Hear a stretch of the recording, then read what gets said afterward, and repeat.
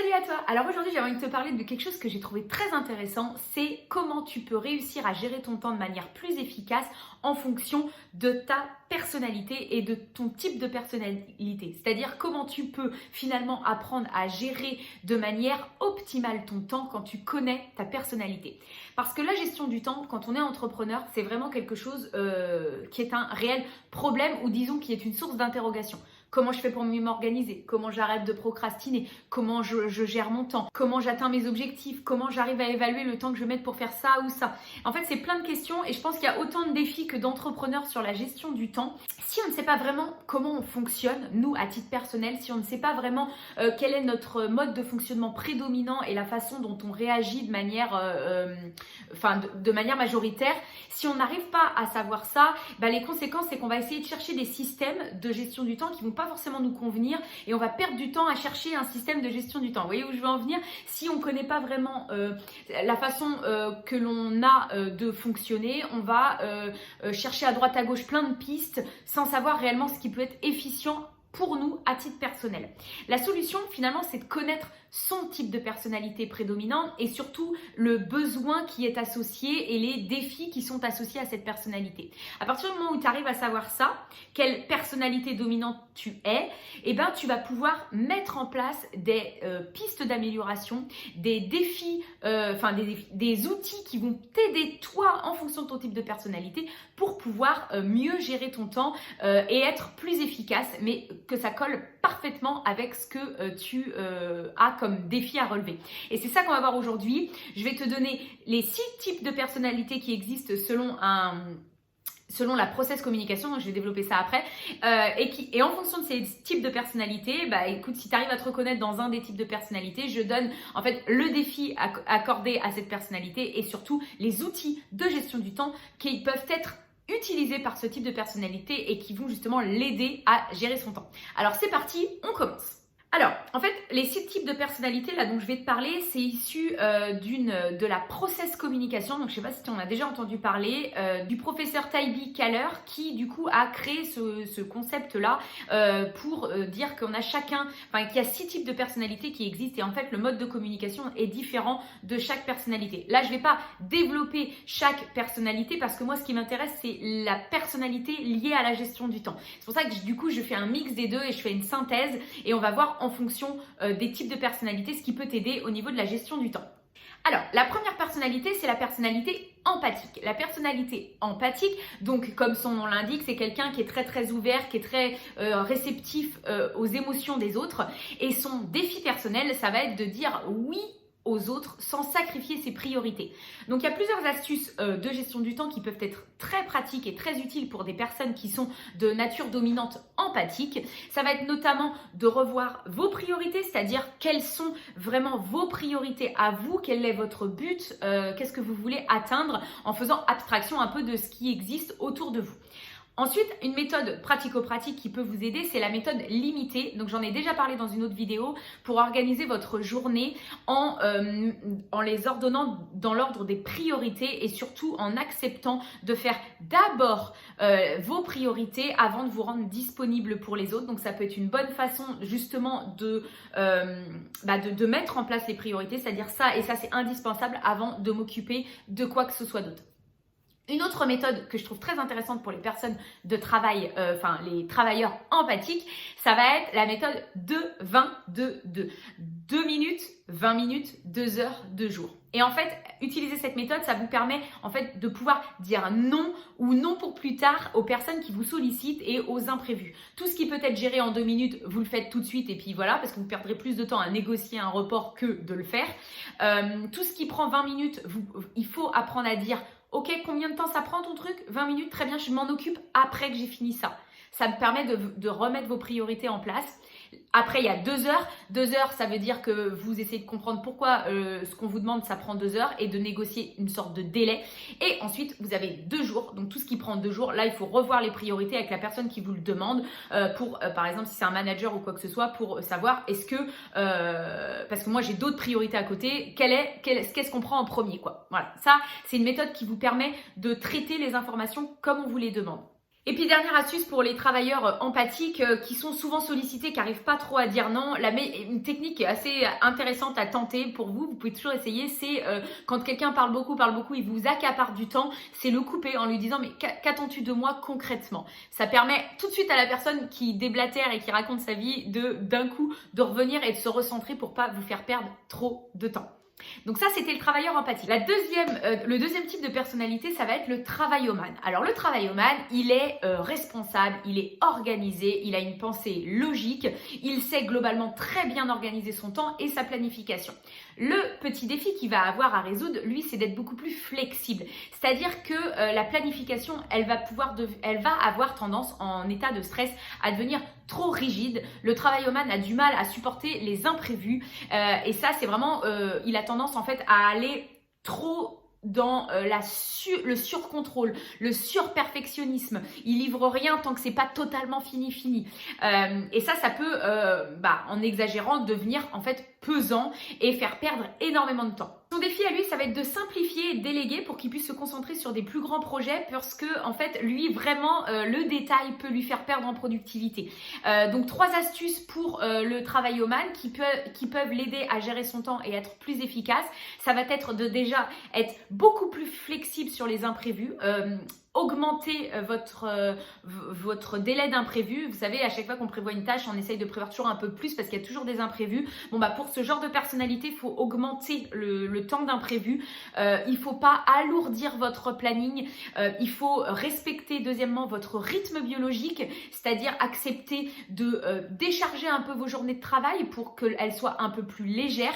Donc ça, vous allez pouvoir le faire justement en amplifiant vos imprévus parce que, en fait, le travailloman est tellement un bourreau de travail qu'il peut justement se surcharger en boulot. Et l'idée, c'est pas forcément très bon en termes de stress et d'énergie positive. Et aussi limiter donc vos amplitudes horaires de travail, mais volontairement, ne prévoyez pas des plages horaires énormes, limitez volontairement pour respecter votre rythme biologique. Voilà, ça c'est pour la personnalité travailloman. La troisième personnalité, ça va être le persévérant. Alors le persévérant, lui, il croit fort en son projet, il est très très impliqué. Quand il a un projet en tête, il a l'objectif qui est clair et il y va un peu coûte que coûte. Et la difficulté pour le persévérant, ça va être à un moment donné de lâcher prise par rapport à ça. Le défi en fait du persévérant, ça va être de pouvoir investir son énergie mais sans s'épuiser. Puisque le côté positif du persévérant, c'est justement sa détermination à atteindre ses projets, mais le revers de la médaille, si je puis dire, ça va être le fait d'avoir une communication qui va finir à un moment donné par être contre-productive s'il tombe en face de quelqu'un qui n'est pas d'accord avec son point de vue. Il va vouloir bec et ongle défendre son point de vue et ça peut un peu se taper la tête contre le mur et ne pas avancer. Donc ça, c'est un défi à relever pour lui. L'astuce pour le persévérant en termes de gestion du temps, ça va être de renoncer à ce qu'il ne peut pas contrôler. Ça veut dire accepter qu'il y ait des choses qui soit hors de son contrôle, hors de son pouvoir, et il faut mieux se concentrer sur sa zone d'influence. Qu'est-ce que je peux améliorer, qu'est-ce que je peux inciter à changer, qu'est-ce que je ne peux pas changer et où est ma zone de pouvoir. Donc en gros, vous faites une liste de tous les dysfonctionnements qui existent dans votre travail par exemple et prendre conscience qu'il y a des choses que vous ne pouvez pas changer, et à partir du moment où vous avez pris conscience de ça, qu'il y a des choses que vous devrez faire même si vous n'aimez pas forcément les faire, mais bon, il faut le faire, il faut passer par là, c'est les premières choses que vous faites à ce moment-là. Ça, c'était pour le persévérant. La quatrième personnalité, ça va être la personnalité rebelle. Alors le rebelle est quelqu'un de très créatif, qui aime le contact avec le travail d'équipe, mais surtout qui aime le contact ludique. Il faut que ça soit sympa à faire parce que sinon ça va être compliqué. Le défi du rebelle, ça va être qu'il va très facilement se faire déconcentrer. Il va vite être accaparé par tout ce qui se passe à côté, et donc la déconcentration, c'est vraiment le défi de la personnalité rebelle. Et puis s'il est en état de stress, là il va un peu sortir les rames et il va à un moment donné finir par demander à ce que les autres fassent les choses à sa place et finir s'enliser dans son truc et avoir du mal à faire des choix. Donc, déconcentration et difficulté à faire des choix pour la personnalité rebelle. Maintenant, quelques astuces justement pour gérer ça et gérer son temps au mieux quand on est une personnalité rebelle. Il va y avoir trouver son propre rythme. C'est important de trouver votre rythme qui vous convient. Ça va être d'alterner les tâches un peu moins cool et les tâches que vous aimez. Vous allez pouvoir aussi utiliser la méthode Pomodoro puisque la difficulté de concentration, le rebelle se déconcentre facilement, donc la méthode Pomodoro peut être une bonne technique pour un rebelle, mais qui peut ne pas l'être pour quelqu'un d'autre. C'est pour ça que c'est important de connaître sa personnalité. La méthode Pomodoro, il y a plein de vidéos qui existent là-dessus, mais en gros, c'est alterner par exemple 25 minutes de travail intense, 5 minutes de pause, 25 minutes, 5 minutes de pause, 25 minutes, 5 minutes de pause, faire un gros créneau de pause et on recommence un cycle. Ça permet pour les personnes justement qui ont de la difficulté à se concentrer longtemps de faire des tâches en étant full focus sur un petit laps de temps. La décomposition des objectifs en objectifs partiels, ça va aussi beaucoup aider les personnalités rebelles. Décomposer pour faire des petites tâches plus accessibles dans le temps plutôt que de visualiser un gros projet. Donc des objectifs partiels peuvent aussi aider les personnalités rebelles. Idem, la boîte mail et la gestion de la boîte mail. Pour éviter de se faire déconcentrer par les bips permanents de réception de mails, fixez-vous des tranches horaire dans votre journée où c'est là que vous consultez votre boîte mail. Alors 2 fois par jour, 3 fois par jour, 4 fois par jour s'il le faut, mais l'important c'est que ce soit des créneaux dédiés à ça, de 10h à 11h, de 13h à 14h, de 16 à 17. Vous vous fixez des créneaux, entre-temps vous ne regardez pas. Ça va vous permettre vraiment d'être focus sur ce que vous êtes en train de faire. La 5e personnalité, c'est la personnalité du rêveur. Alors le rêveur, ce sont des personnalités très imaginatives qui aiment travailler seules et qui en fait s'isolent facilement. Sous stress, elles auraient même encore plus tendance à s'isoler. Le défi des personnalités rêveuses, ça va être justement de transformer en action concrète ce qui vient de leur imagination. Les personnalités rêveuses ont justement de la difficulté à à incarner dans la matière en fait ce qu'elles ont à réaliser. Elles ont de la difficulté à déterminer le temps que va leur prendre le fait de faire cette tâche. Elles auraient tendance, si elles sont sous stress, à perdre un peu le fil de l'eau et au final se déconcentrer complètement et prendre les actions comme elles viennent, passer d'une tâche à une autre et perdre en fait le sens de leur action de départ. Et une fois qu'elles sont parties dans tous les sens, en fait, elles peuvent facilement du coup se paralysées dans l'inaction et ne plus rien faire.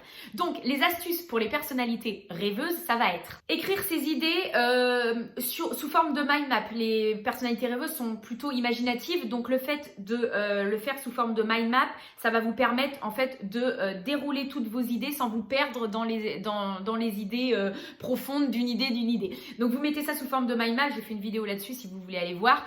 Ça peut être aussi tenir un journal de bord parce qu'un journal de bord va permettre à une personnalité rêveuse de savoir exactement combien de temps elle a mis pour faire telle tâche et à force de faire ça, elle va mieux prendre conscience de ce qu'elle sait faire et dans quel délai elle peut le faire. Les personnalités rêveuses aussi, en cas de stress, quand elles partent dans tous les sens, peuvent utiliser aussi la méthode limitée, donc que j'ai déjà parlé dans une autre vidéo. Cette méthode-là va permettre de mettre dans l'ordre des priorités et de déterminer le temps pour chaque action et ça va lui permettre en fait de faire une par une les actions et de ne pas perdre le fil en cas de stress puisque ça aura été contrôlé avant. Évidemment, pour les personnalités rêveuses, l'idéal pour travailler, c'est d'être au calme. Et la 6e personnalité, la dernière, c'est la personnalité du promoteur. Alors le promoteur, lui, il fonce, il est dans l'action, il y va. Ça, c'est très positif. C'est des personnes qui, en fait, entraînent les autres dans leur sillage. L'inconvénient, et attention pour les personnalités qui sont promoteurs, c'est des fois de foncer tellement tête baissée que ça va leur faire perdre un temps fou. Je m'explique pourquoi. Parce que, par exemple, si on est dans un travail d'équipe, le promoteur a tendance à croire que tout le monde fait la même chose que lui, tout le monde avance au même rythme que lui, tout le monde a compris ce que le promoteur disait, donc tout le monde fonce pareil. Et comme il fonce et qu'il prend pas forcément il fait pas forcément attention à ce que les autres ont compris de sa démarche. Si au moment où il se retourne pour voir le travail qui a été fait, il peut se rendre compte qu'en fait ça s'est pas du tout passé comme il l'avait dit et donc là perdre un temps fou, rétropédalage et revenir en arrière. Donc les astuces pour une personnalité promoteur qui est dans l'action pour lui permettre de mieux gérer son temps, ça va être par exemple pour des projets, pour des gros projets, que ça soit en équipe ou pas d'ailleurs, ça va être de faire un rétro-planning. Ça va lui permettre de tenir ses délais, de voir où il va et surtout d'avoir un minimum posé son action et après on peut y aller. Ça va être aussi, pourquoi pas, de faire des checklists et des sortes de batching de temps d'actions non prioritaires, parce que le promoteur n'a pas de temps à perdre avec les tâches non prioritaires, il veut foncer. Donc autant faire ça vite et bien, on fait des checklists, on fait tout, c'est fait, on passe au projet qui compte. Et dernière chose aussi pour les personnes qui sont promoteurs, une petite astuce pour permettre à une meilleure gestion du temps, mais pour tout le monde et pour une équipe, surtout si le promoteur a déjà commencé à déléguer.